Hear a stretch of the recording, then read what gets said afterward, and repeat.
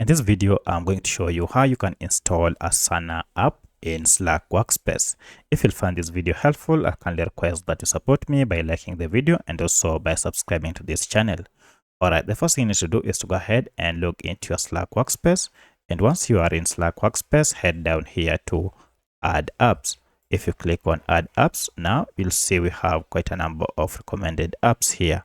Now, if I scroll down, you can see we have Asana here, and I can install it straight from here.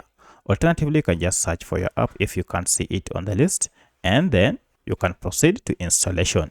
So once you get to Asana here, go ahead and click on installation, and this will go ahead and open a new tab where you can now proceed to add this to Slack. Then you will have to go ahead and log in with your Google account or email to continue.